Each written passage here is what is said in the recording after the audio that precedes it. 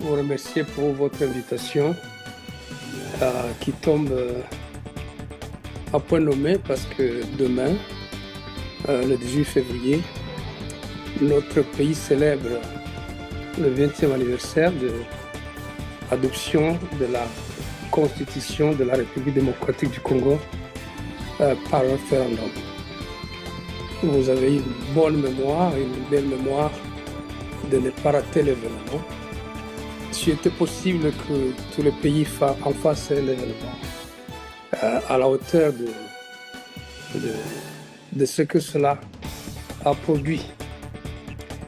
En ce jour également, je tiens à me joindre à la famille du révérend Jesse Jackson, qui vient de disparaître aujourd'hui à 84 ans.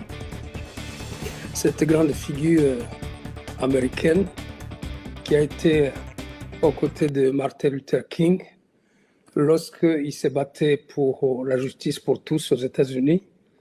Mais c'est devenu un mouvement mondial qui, à un moment donné ou à un autre, si pas toujours, nous a influencés, notamment dans la lutte pour les droits de tous, les droits des minorités et l'égalité de tous également. Que sa famille soit consolée par ces mots et par d'autres mots qui fusent de partout dans le monde. Parler de la Constitution de la République démocratique du Congo, je le ferai pas comme un technocrate, mais plutôt comme quelqu'un qui a vécu l'événement, mieux quelqu'un qui a participé activement à la mise en place de cette constitution. Je voudrais commencer par le premier élément, c'est que la constitution de 2006 est venue comme une réponse à un État défaillant, sinon à un État quasi inexistant. Vous savez que par l'histoire, nous avons eu beaucoup de constitutions.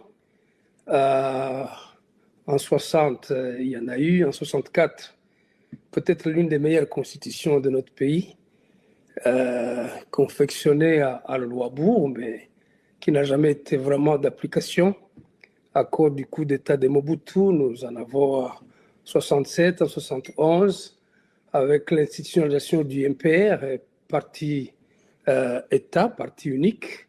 Ceci nous a conduit pendant plus de 30 ans en l'absence de pluralisme politique. Donc, ce fut une dictature, un régime qui se voulait présidentialiste.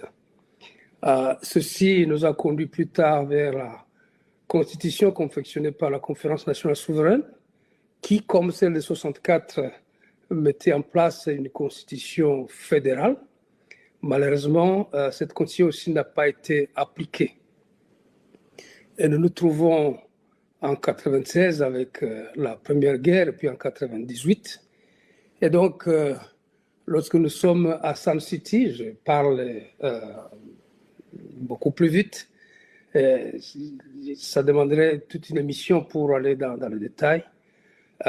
Nous adoptons des résolutions pour mettre fin à la guerre, mais aussi nous profitons de l'occasion pour régler par le droit des questions, des crises fondamentales que connaît le pays depuis plusieurs décennies, si pas depuis l'indépendance d'ailleurs.